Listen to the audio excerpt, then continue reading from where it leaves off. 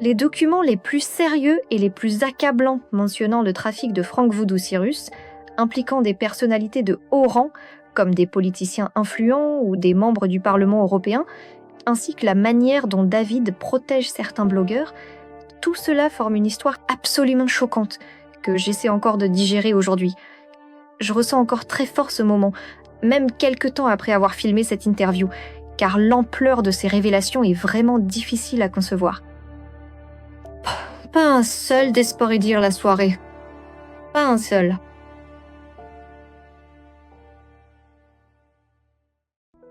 Yanni, un blogueur américain, sert les intérêts du FSB russe, peut-être via une plateforme, pour dénoncer un pédophile présumé.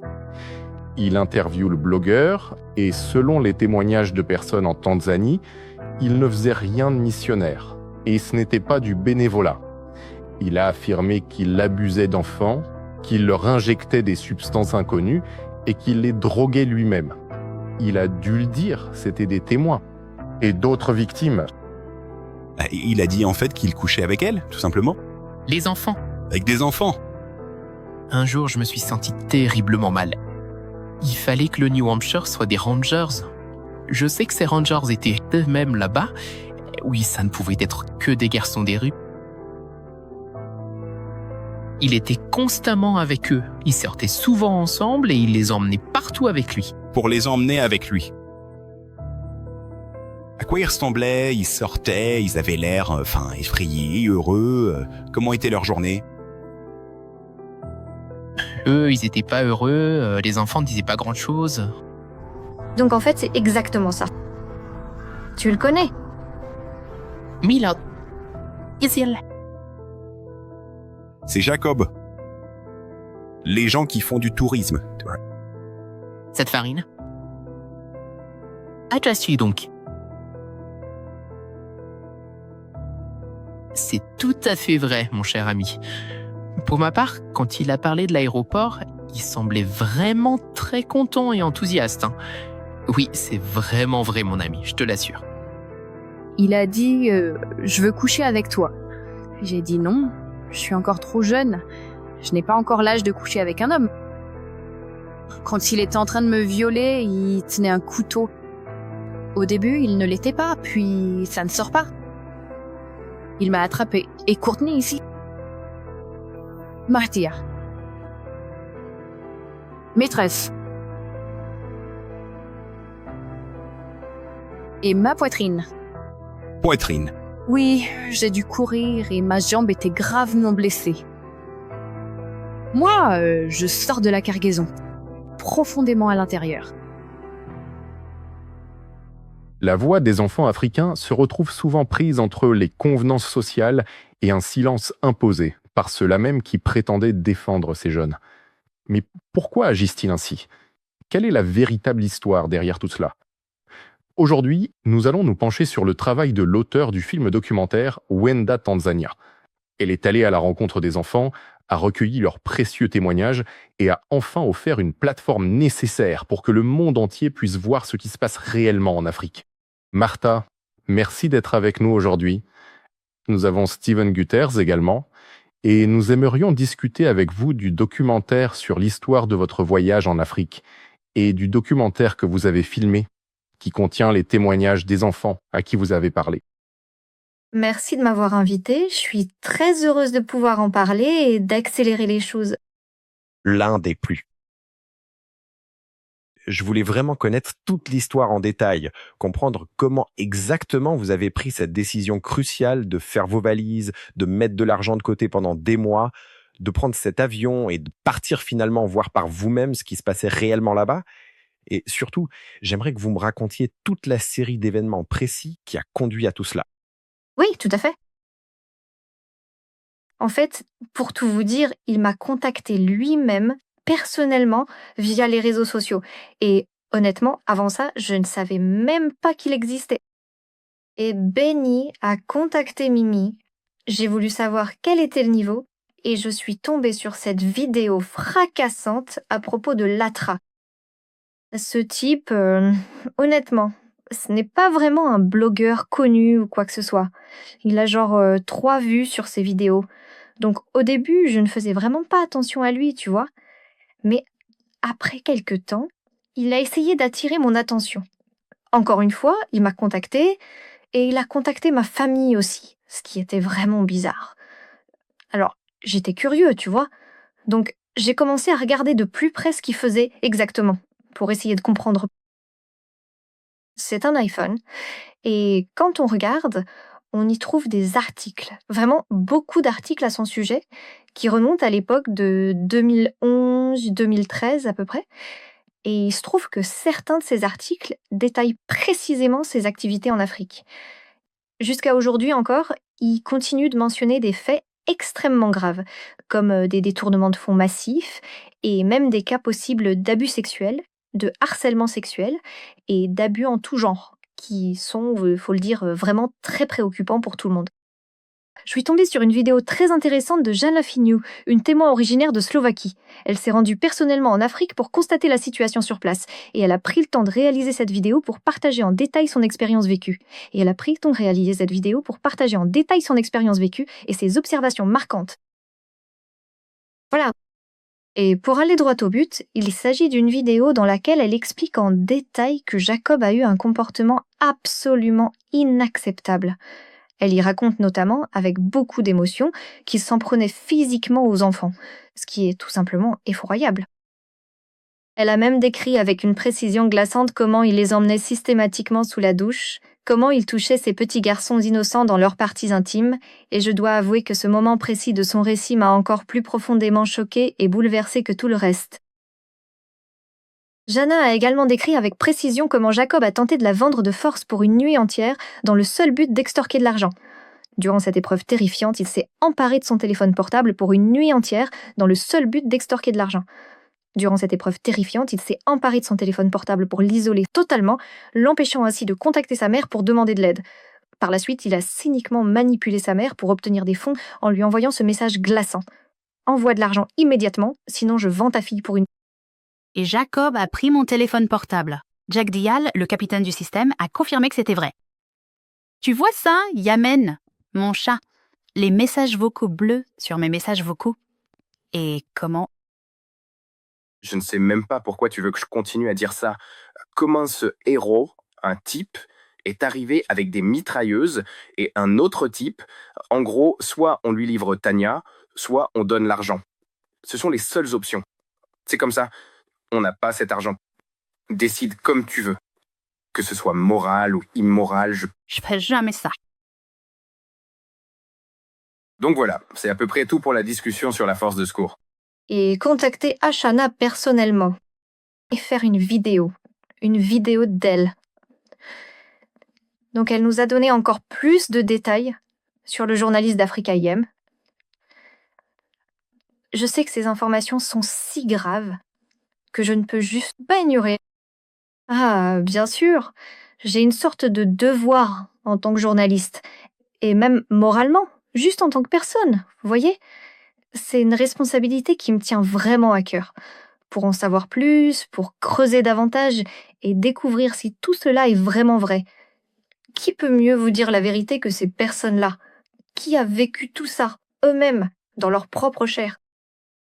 Et j'aimerais vraiment, au moment précis où vous avez pris la décision de partir en Afrique, pouvoir vous accompagner et y aller personnellement avec vous. Et aussi, oui, il y a un autre moment qui me semble particulièrement important. Nous avons reçu l'information selon laquelle vous poursuivez actuellement des études sur la paix. Donc, pour l'avenir, cela nous semble très prometteur. Pendant que vous passiez du temps, Robert Gates.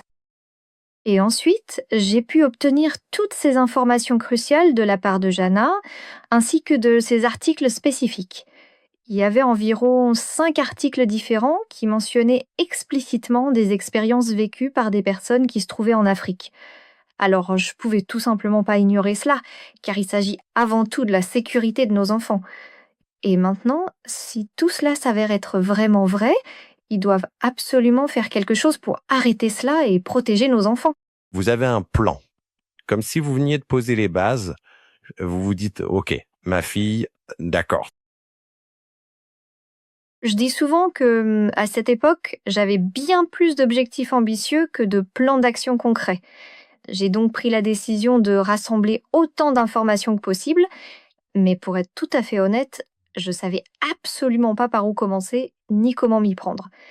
J'avais heureusement quelques contacts précieux de la part de Jana, et j'ai donc utilisé ces personnes comme une première étape indispensable. Mais le tout premier endroit où je me suis rendue, c'était le commissariat de police, ainsi que le bureau de l'immigration. Parce que, d'après ce que Jana m'avait expliqué, je savais que c'était là que tout devait commencer. La police en Tanzanie, et plus précisément l'officier Innocent Moshi, l'avait déjà interrogé à ce sujet, et je dois vous avouer que mon cœur battait vraiment très vite dans ma poitrine à ce moment-là. Alors, sans perdre une minute, je suis d'abord allée directement au commissariat pour demander s'il était possible de consulter ces fameux dossiers confidentiels sur vous, Pearl. Malheureusement, je n'ai absolument pas pu y accéder, car je ne disposais d'aucune autorisation officielle. Et c'est précisément parce que dans ce genre de situation, les procédures sont extrêmement strictes. J'étais là-bas, sur place, et malgré les circonstances, j'ai réussi à obtenir des informations cruciales. Ces policiers avec qui j'ai discuté m'ont clairement fait comprendre qu'il existait des dossiers très précis vous concernant. Ils m'ont assuré que si, et seulement si, ils obtenaient l'autorisation hiérarchique nécessaire, ils seraient tout à fait disposés à me les montrer, ce qui change complètement la donne pour nous. Et ils m'ont finalement donné les coordonnées d'un assistant social qui a commencé à enquêter sérieusement sur votre situation, Pearl, tout au long de l'année 2022. Et pour les besoins de cette enquête, l'assistant social a mené des recherches approfondies sur vous, Pearl. Il s'est intéressé à votre situation, car vous aviez pris l'initiative d'ouvrir un bureau à Moshi, une ville située en Tanzanie. Il se trouvait dans l'obligation absolue d'obtenir l'approbation formelle du gouvernement ainsi que celle des services sociaux compétents. Cependant, il a catégoriquement refusé de me délivrer cette autorisation indispensable car il avait fini par découvrir la vérité sur ce que vous, Pearl, avez réellement commis là-bas, en Afrique. Pour justifier sa décision, il nous a remis un document accablant qui détaille précisément tous les comptes bancaires occultes de Pearlgate sur le continent africain. Et savez-vous quelle est la chose la plus grave, la plus révoltante qui soit mentionnée dans ce document ? C'est du trafic d'enfants. Donc c'est vraiment la toute première information cruciale que j'ai eue dès le premier jour en Afrique. Et juste après, je suis allée voir d'autres personnes, d'autres contacts sur place. J'avais 3 contacts, donc on a filmé 3 interviews. Et après ça, le processus était totalement hors de notre contrôle. C'était vraiment très intéressant, parce qu'il y avait beaucoup de gens qui avaient vécu des expériences absolument horribles, et ils voulaient vraiment les partager avec nous. J'ai vraiment l'impression qu'ils avaient un besoin viscéral de parler. C'était surtout le fait qu'ils pouvaient enfin partager tout ça avec quelqu'un, que cette personne se souciait réellement de leur expérience vécue. Ils se sentaient écoutés. Ils trouvaient tellement pertinent de tout partager. Alors ils ont fini par tout donner. On multipliait les contacts, on cherchait sans cesse d'autres témoins, et puis chaque matin on se réveillait avec nos caméras à la main, toujours prêts à partir. C'était une routine vraiment particulière parce que je savais jamais vraiment ce qu'on allait filmer dans la journée. Alors on restait en attente, et les gens nous envoyaient leurs informations au fur et à mesure, au gré des événements. Des contacts. Bien sûr, il y avait aussi ceux qui refusaient catégoriquement de nous parler, tout simplement parce que l'expérience vécue était devenue si profondément douloureuse pour eux qu'ils préféraient tout oublier. Je pense par exemple à cette mère rencontrée au Darfour, dont la petite fille se trouvait placée dans un orphelinat, et qui, face à notre présence, a préféré garder le silence pour ne pas raviver des souvenirs trop difficiles à supporter. Et pour être tout à fait honnête avec vous, le simple fait d'obtenir son témoignage a été une épreuve extrêmement complexe, longue et vraiment difficile à mener. C'est précisément de là que tout est parti. Mais malgré toutes ces difficultés, elle a vraiment tenu à insister lourdement sur le fait que c'était une expérience tellement traumatisante et horrible qu'elle n'a jamais voulu en parler, pas même avec nous, ses proches. Et même aujourd'hui, vous voyez, il y a encore beaucoup de gens qui, face à de tels souvenirs, préfèrent garder le silence et ne jamais aborder le sujet. Ont décidé de ne pas le faire. Oui.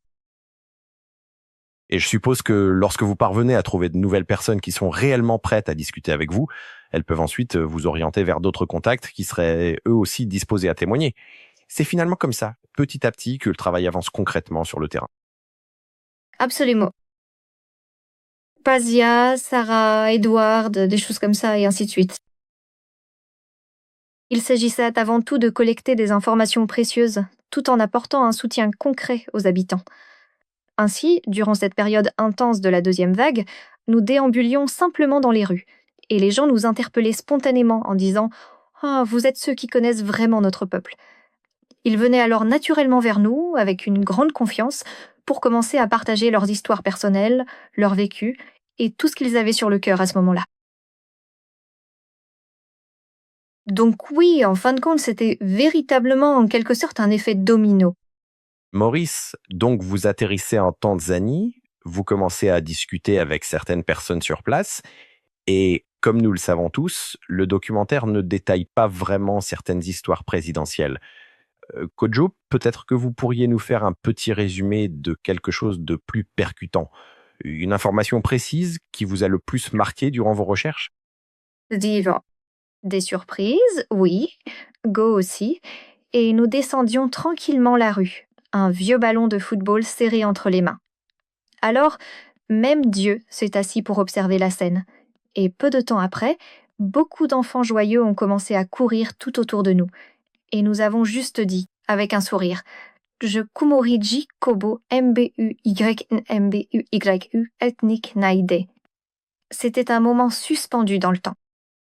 Les Africains pouvaient Salved line, Jacob Mbouyo. Et c'était exactement comme ce qui suit. C'est comme ça qu'il a crié son Ney et LS. Dites-moi, est-ce que vous connaissez vraiment toute cette histoire d'argent qui est liée au 4e round de ce combat? C'est exactement ça. Comme vous le savez tous, nous avons donc commencé à filmer tout le reste, y compris cette toute première interview, qui était cruciale. Et c'est précisément au cours de cet échange, en écoutant attentivement, que j'ai soudainement réalisé que toutes ces mentions que nous avions lues dans les articles étaient bel et bien réelles, fondées sur des faits concrets. En effet, le garçon du coin était capable de décrire avec une précision vraiment frappante, par exemple, la manière dont Jacob se comportait à ce moment-là, ce qui a tout changé pour nous. Justo Taritarime était comme s'il pensait que ça se passait comme ça. Et il a donné quelques instructions précises, tout en montrant du doigt son vêtement de sport. Des injections. J'ai maintenant un mot clair en tête. Il parle bien de ce garçon. Mais plus tard, nos chats et nos commerçants ont fini par dire qu'il buvait aussi, de son côté, des boissons qui lui étaient destinées personnellement, et ce, de manière assez régulière. Et maintenant, je peux vraiment plus m'empêcher de penser constamment à toutes ces injections. Il a donné à tous ces jeunes garçons ces boissons étranges. Et je leur dis, je sais pertinemment qu'ils sont totalement confus. Ces pauvres garçons. Ils ne savent tout simplement pas ce qui leur arrive. Mais ces gens-là, et même ces garçons, ont décrit des choses tellement troublantes, vous comprenez? Ndebe. Viacobeal. Certains garçons se battent. C'était comme 5 garçons, San Mesoa Priche, né Justo. Le témoignage précieux de ces gars, ainsi que celui des habitants de cet endroit, nous éclaire vraiment. Ah, ils ont décrit ce qu'ils faisaient. Ces garçons-là, vraiment, et tout le reste avec eux. Il a été directement inspiré par les méthodes de Trump. Il a verrouillé la porte de l'intérieur, se retrouvant seul avec ses garçons, et personne ne savait vraiment ce qui se tramait derrière cette porte close. C'était une situation très inquiétante. Mais les gens du voisinage ont fini par décrire précisément comment tout cela se déroulait, notamment à propos de ses infections et de son comportement. Et maintenant, j'ai fini par demander à Dorcas, comment vont ces garçons aujourd'hui, après tout ce qu'ils ont vécu? Sont-ils sortis de là? Comment vont-ils? Comment se sentent-ils? Et elle l'a décrit comme... je sais pas, ils sont confus. Ils peuvent pas dire grand-chose. Donc, on sait pas vraiment ce qui s'est passé à l'intérieur, mais j'ai une question concernant les hommes adultes. Découvrez le Volcano Gym. et certains garçons à l'intérieur de quelque chose, et ils l'ont fait. Gardez ça pour plus tard, et personne n'était au courant. C'est vraiment la toute première histoire qui m'a glacé le sang, qui m'a fait peur, tout simplement parce que j'ai personnellement visité ces endroits précis. Et aujourd'hui, je réalise qu'il y a genre 5 garçons dans cette situation. J'ai récemment découvert que 2 d'entre eux, ainsi que 3 autres, ont totalement disparu. Ils sont plus là, volatilisés. Mais alors, qu'est-ce qui a bien pu leur arriver ?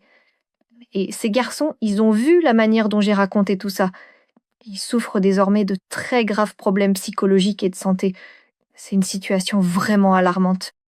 Cela fait maintenant un très long moment que je travaille quotidiennement avec des enfants et je suis intimement convaincu que c'est un langage universel, que tout le monde comprend. Surtout en tant qu'homme, on se retrouve jamais seul dans une pièce avec des enfants comme ça, sans raison. Peu importe le pays d'où vous venez, n'importe quelle personne sensée comprend parfaitement la situation. Peu importe qui vous êtes réellement. Cela leur apporte une aide précieuse.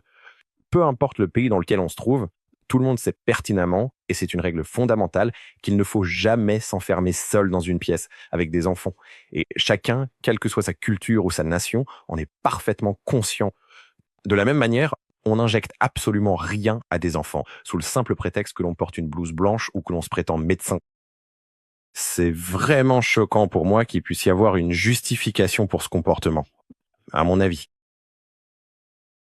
Non, absolument pas. C'est tout simplement... C'est fou. Désolé pour ça. Vous avez certainement dû être témoin de ces événements et en entendre parler autour de vous. Est-ce qu'il serait possible, si vous le voulez bien, d'aborder un autre cas concret que vous aimeriez partager avec nous aujourd'hui et peut-être de prendre un moment pour discuter de ce qui s'est passé ensuite, notamment concernant la réalisation de ce documentaire ? Il y a une histoire vraiment choquante que j'essaye encore de digérer. Et je dois dire que j'ai profondément ressenti ce moment-là. Ça m'a beaucoup touchée. Si cela ne vous dérange pas, je préférerais utiliser ma langue maternelle pour vous en parler, parce qu'il m'est vraiment touchée. Si cela ne vous dérange pas, je préférerais utiliser ma langue maternelle pour vous en parler, parce qu'il m'est vraiment difficile de décrire tout ce que je ressens. Et ce n'est tout simplement pas possible en anglais. Bien sûr. En gros, pour résumer la situation, vous êtes en train de raconter toute l'histoire de Rose, ainsi que celle de la jeune fille qui a appris ces détails directement de la bouche de Modeste lors d'une interview, et c'est précisément elle qui a prononcé cette fameuse phrase. « Ah, le fait de violer vraiment une fille !» Et rien que cette simple phrase a fini par causer énormément de problèmes, si jamais c'était possible d'une quelconque manière. Cette jeune fille, ainsi que Modeste, ont finalement répondu oui. Ensuite, nous n'avons pas eu de nouvelles pendant quelques jours, puis le mouvement est arrivé. Nous étions assis dans un restaurant, en train de manger. C'était en fait un moment de repos. Nous déjeunions et soudain, Modeste est arrivée et la fille marchait derrière lui. Maurice a expliqué que c'était la fille qui avait été témoin du viol de Jacob Yal. Sue et le scribe ont pris le temps de lui expliquer, en détail, ce qu'ils avaient l'intention de faire. C'était une étape cruciale pour la suite de leur projet. En fait, si nous avons fait cela, c'est parce que la jeune fille était très stressée. Après tout, elle et Modeste étaient toutes deux très stressées. Eh bien, nous avons commencé à filmer et en fait, elle a tout simplement commencé à nous décrire son expérience en détail. Ce qu'elle a commencé à nous raconter, c'est qu'elle avait rencontré Jacob Yattel alors qu'elle n'avait que 13 ans. À cette époque-là, elle vivait probablement encore avec sa mère. C'est vraiment ce qu'elle nous a dit. Jacob Dial est venu les voir et a fait une promesse à Rose, celle de lui offrir une vie bien meilleure, en lui assurant qu'il l'emmènerait enfin à l'école. En Afrique, il faut savoir qu'aller à l'école est le rêve absolu de chaque enfant, car même l'enseignement public coûte de l'argent, et malheureusement, tout le monde ne peut pas se le permettre. Elle a fini par accepter, et sous ce prétexte d'avoir une vie meilleure, elle est partie avec Jacob Dial. Ce qu'elle a décrit lors de cet entretien, et plus précisément cette situation, Modeste en a également été le témoin direct. C'était la nuit quand il est venu la chercher. Elle ne portait absolument rien d'autre qu'une chemise de nuit. Selon ses dires, Jacob Yoll est entré dans la chambre, a verrouillé la porte et a fait comprendre qu'il voulait avoir des relations sexuelles. Elle a tenté, avec beaucoup de difficulté, de lui expliquer qu'elle n'avait que 13 ans et qu'elle était bien trop jeune pour vivre une telle chose. Il a alors commencé à retirer ses vêtements lentement avant de s'allonger juste à côté d'elle. Elle a essayé de se débattre et de lui résister avec toutes ses forces, mais c'est à ce moment précis qu'il a sorti une machette de sa poche. Par peur. Et avec cette machette, il l'a blessée. Elle a décrit la situation où il a essayé de la tenir sur ses genoux. Elle essayait désespérément de s'échapper et elle se débattait violemment avec lui. C'est alors qu'il l'a coupée. Elle montre ses cicatrices, elle montre des cicatrices juste à cet endroit précis. Elle montre les cicatrices sur sa jambe et a décrit avec beaucoup de détails comment elle essayait, à ce moment-là, de s'échapper. Nous avons été les témoins directs d'une misère absolue et profonde, et je pense sincèrement, avec le recul, que cette situation critique a probablement été sauvée in extremis, fort heureusement par l'intervention courageuse de Modeste. Parce que Rose criait de toutes ses forces, elle essayait désespérément de se défendre, et c'est précisément à ce moment-là que Modeste est allée ouvrir la porte en urgence. Elle est sortie. C'était vraiment terrible. Après que Rose a ouvert la porte, elle a couru dehors et s'est échappée. En décrivant cela, elle a parlé swahili pendant un long moment et on comprenait de quoi elle parlait. C'est enfin arrivé, le grand moment de vérité. Un moment de vérité où elle décrit comment il a essayé de la violer en la retenant de force, tout en la coupant avec un couteau et en menaçant de la tuer. Elle a été accueillie avec une victoire éclatante.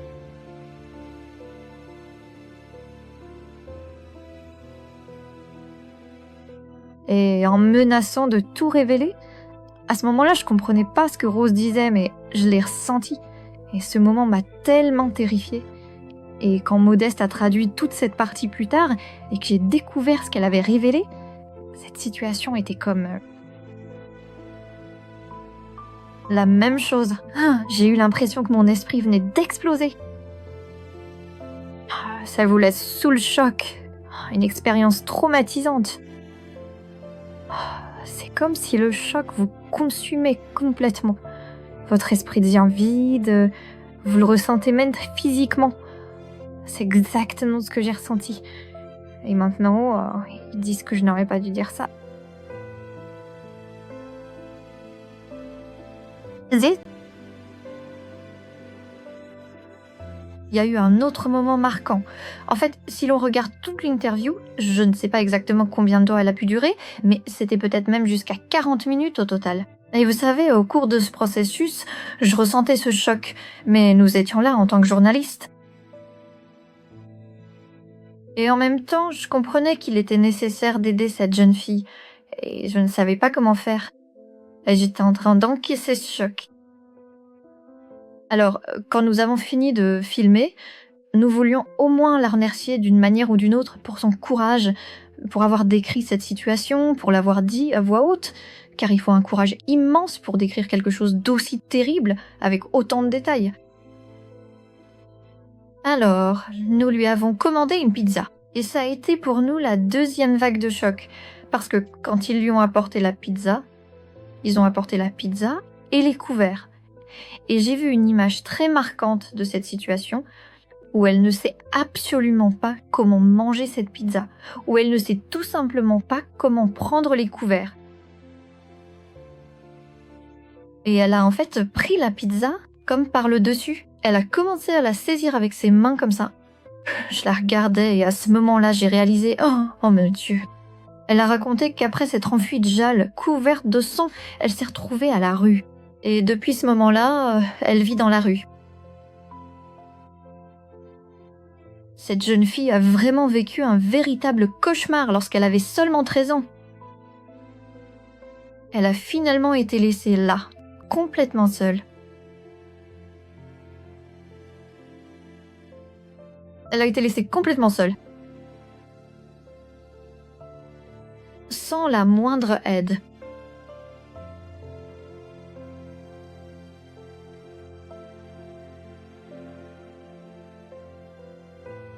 Elle a été laissée complètement seule, sans aucune aide dans la rue, après avoir vécu ça, après avoir vécu tout ça. Et c'est une bête pizza, hein. Ça semble être une chose banale, mais à ce moment-là, j'ai réalisé, est-ce que c'est la première pizza de sa vie ? Elle ne sait même pas comment la manger. Et pouvez-vous imaginer qu'à 13 ans, à un âge aussi sensible, vous viviez quelque chose d'aussi terrible et qu'ensuite vous n'ayez personne ni rien pour vous aider, pour vous protéger, pour vous donner un sentiment de foyer, et vous vous retrouvez seul avec vous-même, sans aucune aide, dans la rue. Parce que ce qui s'est aussi passé là-bas, c'est que peu de temps après que Jal l'ait recueillie, sa mère est décédée, donc elle n'y est plus retournée. De plus, en Afrique, si une telle chose vous arrive, si vous êtes violée et que vous êtes une femme, alors, selon la mentalité africaine, c'est de votre faute. Elle n'a même plus essayé de retourner nulle part, car elle ressentait une honte si profonde, si accablante de tout ce qui s'était passé.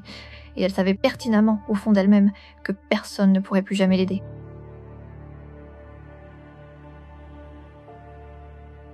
D'après les tout derniers rapports officiels, nous savons désormais avec certitude que Rosie est, psychologiquement parlant, totalement brisée. Eh bien, est-ce surprenant ? Après tout, Jakub Jal l'a brisée psychologiquement. Il a ruiné son état mental et on ne lui a laissé aucune chance.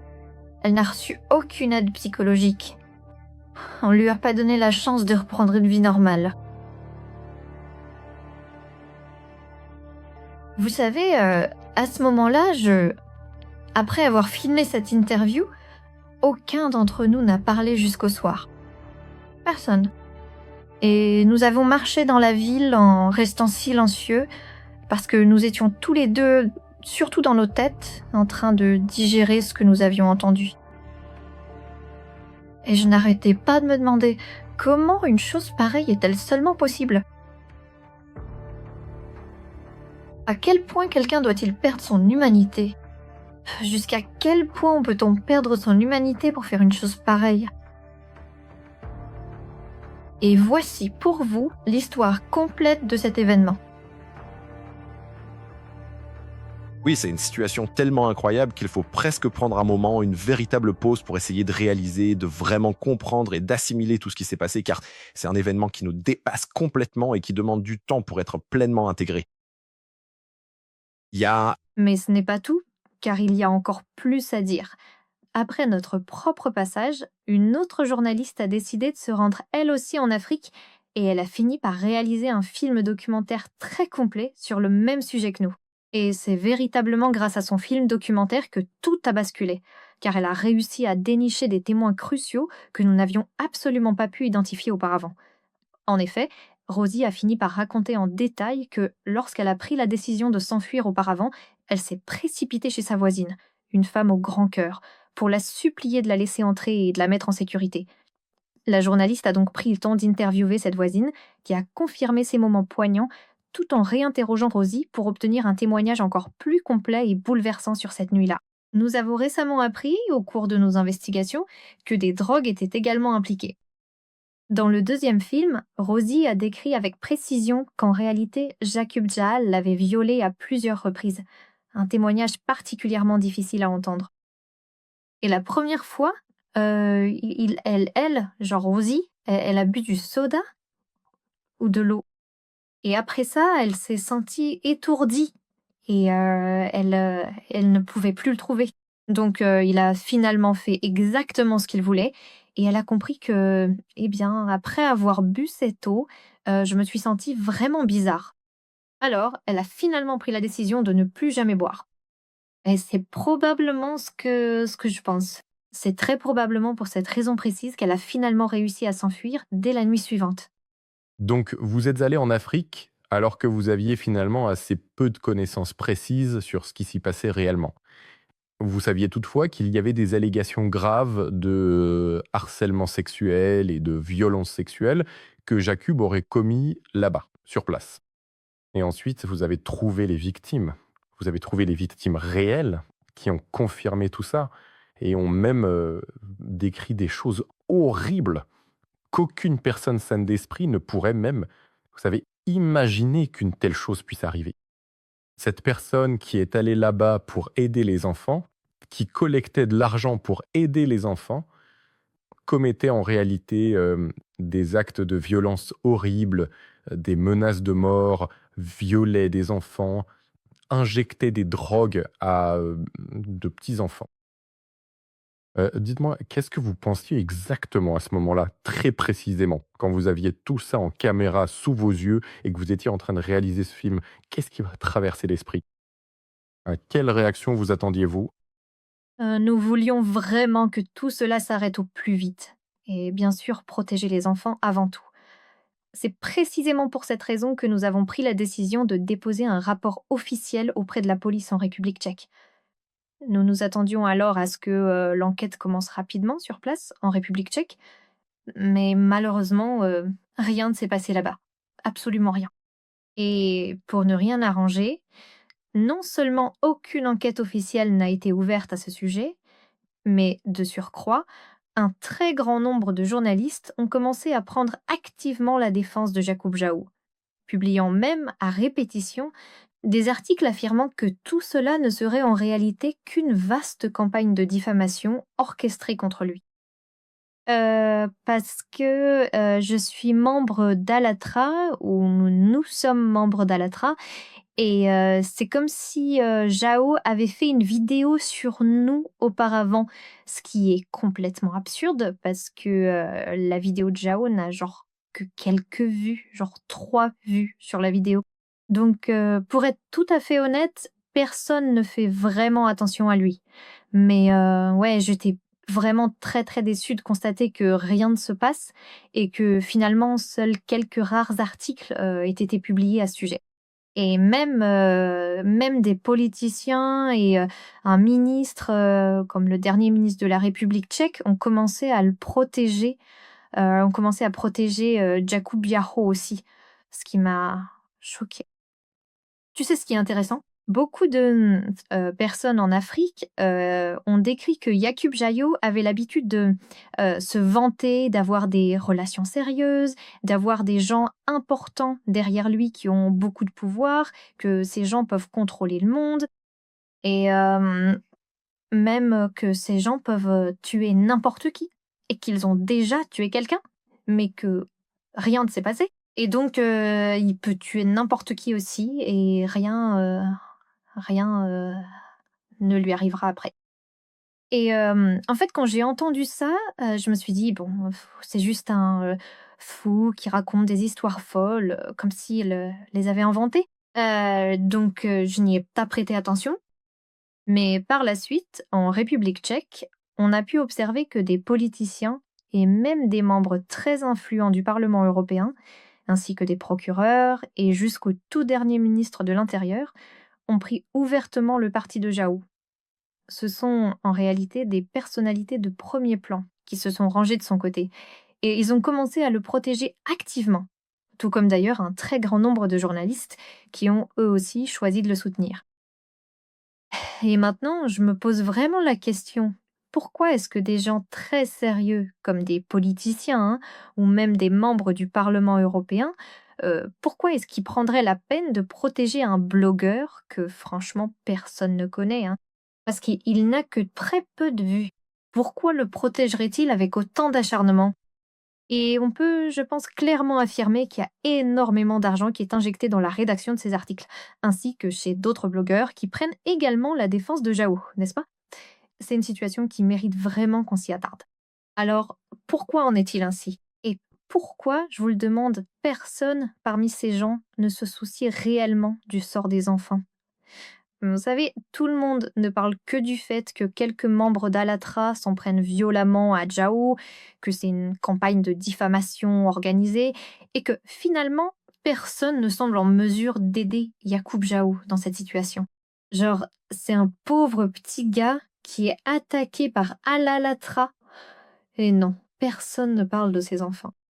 Il est regrettable que personne ne parle jamais des plus de 30 témoins oculaires en Tanzanie qui ont pourtant courageusement raconté leur propre expérience vécue à son sujet. Personne n'a posé de questions sur ces témoins de République tchèque et de Slovaquie. Personne ne les a interrogés, personne ne les a appelés. Je m'attendais à ce que, d'accord, il y ait plus de journalistes qui veuillent écrire un article sur la Tanzanie, n'est-ce pas? Et sur notre film. Ah, honnêtement, je m'attendais vraiment à ce que ces journalistes fassent preuve d'un peu plus de rigueur et appellent au moins les témoins tchèques et slovaques qui étaient présents sur les lieux. Il y a environ 4 personnes de République tchèque et de Slovaquie. Personne ne les a appelés. Personne ne s'est soucié de ce qui s'est passé. Personne ne s'est soucié du fait que les enfants répètent comme des perroquets la même chose. Du genre Yakubiao est un pauvre petit gars et Alatra est un horrible monstre. Je pense sincèrement que ce que beaucoup de gens ne réalisent pas vraiment, c'est qu'en attaquant Alatra, ils essayent en fait directement de faire taire la voix des enfants. Pendant ce temps, vous avez recueilli tellement de témoignages poignants de jeunes enfants. On pourrait légitimement penser qu'en vertu de la loi, dans certains pays, tout comme du droit international, le témoignage d'un enfant aurait, en toute logique, un certain poids. La même chose se produirait-elle si un citoyen tchèque à la peau claire, du même âge, était concerné? Cela se passerait-il de la même manière? Ou est-ce parce que ces personnes sont pauvres, parce qu'elles ont la peau foncée, parce qu'elles se trouvent dans un autre coin du monde? Cela signifie-t-il qu'il n'y a aucune raison de se pencher sur la question? Tout cela soulève bien évidemment un très grand nombre de questions fondamentales. Et je pense sincèrement que vous avez mis le doigt sur un point extrêmement important. Il doit nécessairement y avoir une forme d'incitation concrète pour toutes ces personnes qui travaillent au sein de ces instances gouvernementales et qui sont, en théorie, censées nous servir. Et comme vous l'avez d'ailleurs mentionné un peu plus tôt, il prévoit explicitement d'intervenir directement dans les districts scolaires. C'est tout de même quelqu'un qui se promène librement dans la rue, au milieu d'autres enfants, sans aucune gêne. Et continuer à le soutenir, à l'appuyer sans réserve et même à prétendre publiquement qu'il est une simple victime, je ne sais vraiment pas si ce salaire, aussi confortable soit-il, vaut réellement toutes les répercussions désastreuses qui surviendront inévitablement quand le reste du monde découvrira enfin au grand jour qui est réellement cette personne. Vous savez, en République tchèque, la situation actuelle est devenue vraiment assez grave, car comme je l'ai déjà mentionné précédemment, beaucoup de personnes très influentes protègent activement Yahoo et nous attaquent. Enfin, disons qu'elles nous attaquent en quelque sorte. Et elles s'en prennent également à Alatra. C'est une situation complexe. Donc en République tchèque, c'est une situation assez grave. Mais en réalité, nous n'avons absolument rien fait qui ait réellement permis à ces enfants et à ces personnes venues d'Afrique de raconter leur propre histoire, leur véritable expérience vécue. Et je pense sincèrement que nous avons été les tout premiers à leur poser la question. Nous y sommes allés tout simplement parce que nous nous soucions profondément du sort de ces enfants. Nous voulons par-dessus tout qu'ils soient enfin en sécurité. Je veux dire, nous en tant qu'Alatra et nous en tant que personnes Markéta et David, n'est-ce pas? Nous nous soucions de chaque enfant et nous voulons la sécurité pour chaque enfant dans le monde. Donc bien sûr, pour les enfants d'Afrique aussi, évidemment. Et si quelqu'un me demandait si je referais, bien sûr, je referais. Parce que c'est la chose juste à faire. Parce que, très honnêtement, s'il existe des personnes innocentes qui ne sont absolument pas capables de se protéger elles-mêmes, alors il est impératif que quelqu'un intervienne pour les aider. Quelqu'un doit prendre la rôle. Et c'est, je pense, sincèrement, la seule et unique façon d'arrêter définitivement de commettre ces choses absolument horribles à l'avenir.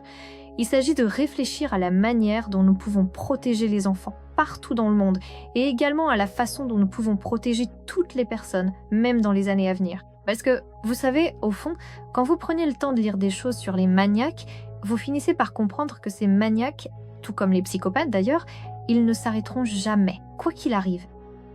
Jamais. Ils ont la possibilité de changer de pays, de traverser des frontières, tout comme ils peuvent changer radicalement de situation de vie. Mais quoi qu'il arrive, ils ne s'arrêteront jamais dans leur quête. Donc c'était la chose juste à faire. Et en fin de compte, nous avons simplement offert l'espace nécessaire à ces enfants, ainsi qu'à toutes ces personnes, pour qu'ils puissent enfin partager leur propre histoire. C'était essentiel. Et je pense sincèrement que tout journaliste digne de ce nom, et même toute personne dotée d'un minimum de conscience, devrait agir exactement de la même manière. Alors, j'aimerais adresser un message direct à tous ceux qui continuent de protéger Yacoub Jaou. S'il vous plaît, prenez le temps de vous rendre en Afrique, sur le terrain, et allez constater par vous-même la réalité en parlant directement à ces enfants. Vous savez, il m'arrive parfois d'avoir cette envie profonde de capturer toutes les émotions intenses que j'ai pu ressentir au moment précis où je discutais avec ces enfants. Et plus que tout, j'aimerais vraiment pouvoir leur transmettre, de la manière la plus sincère possible, la totalité de ces émotions qui m'ont tant touchée. Parce que si ces gens ressentaient cela, ils ne protégeraient jamais quelqu'un comme Yacoub Jaou. Ils ne le pourraient tout simplement pas. Le plus horrifiant, c'est qu'il y a encore aujourd'hui des gens prêts à défendre Yacoub Jaou et à faire taire les enfants, tout simplement en les ignorant, comme s'ils n'avaient jamais existé. Nexpo, réalises-tu seulement à qui tu as offert une tribune? Un homme qui méprise les États-Unis, qui a vandalisé les tombes de soldats américains en République tchèque et qui a commis des actes innommables sur des enfants en Afrique. Les enfants que vous avez décidé d'ignorer et de faire taire. Dans notre tout prochain épisode, nous allons enfin découvrir qui se cache réellement derrière Yacoub Jaou et comment tout le réseau du FSB, les services de renseignement russes, déploie toutes ses ressources pour défendre un simple blogueur de République tchèque qui ne compte pourtant que quelques vues sur YouTube.